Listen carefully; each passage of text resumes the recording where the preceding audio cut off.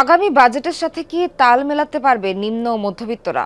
জীবনযাপনে ব্যয় বেড়ে যাওয়ায় এবার আশা ছিল বাজেটে হয়তো কিছুটা স্বস্তি মিলবে, কিন্তু পরোক্ষ করের নজিরবিহীন বিস্তৃতিতে আরও চাপে পড়বে সাধারণ মানুষ, এমন আশঙ্কা অর্থনীতিবিদদের। তাই বাজেট ঘোষণার পর মূল্যস্ফীতির জাতাকলে পৃষ্ঠ সীমিত আয়ের মানুষরা পড়ছেন সংসারের খরচ সামলানোর দুশ্চিন্তায়।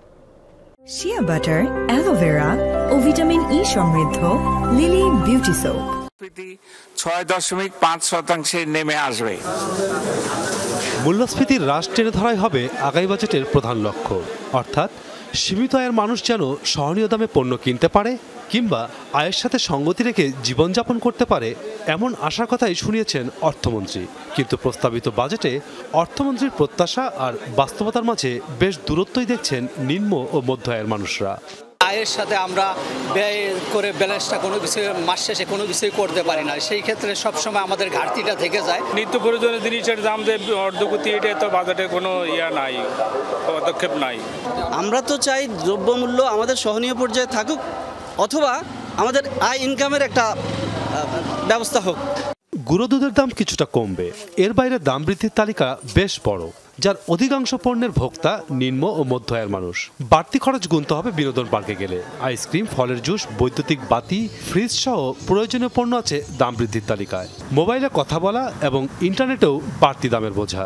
এসেনশিয়াল কমোডিটিদের ক্ষেত্রে এইটা তো কর থাকার কথা না, এটা থাকা উচিত না, উন্নত দেশেও নাই। হ্যাঁ, যদি প্রসেসড ফুড হয়, হ্যাঁ হাই ভ্যালু ফুড হয়, তাহলে ভিন্ন জিনিস। যারা সাধারণ মানুষ যেটা কিনবে সেটা তো আপনি করতে পারেন, তাইলে আর সরকার কি জন্য আছে? বিশ্লেষকরা বলছেন প্রস্তাবিত বাজেটে সংসারের খরচ কমবে না, বরং অনেক বেশি পরোক্ষ করের চাপ পড়বে।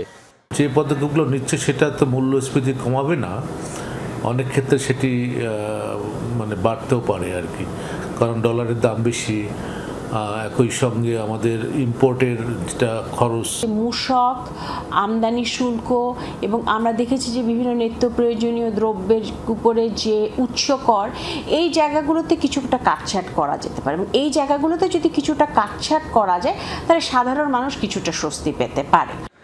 অসহনীয় বাজার পরিস্থিতি থেকে কিছুটা স্বস্তি দিতে নিম্ন মধ্যবিত্ত ও মধ্যবিত্ত শ্রেণীর জন্য বাজেটে তেমন কোনো সুরক্ষা নীতি নেই বলে মনে করেন বিশ্লেষকরা।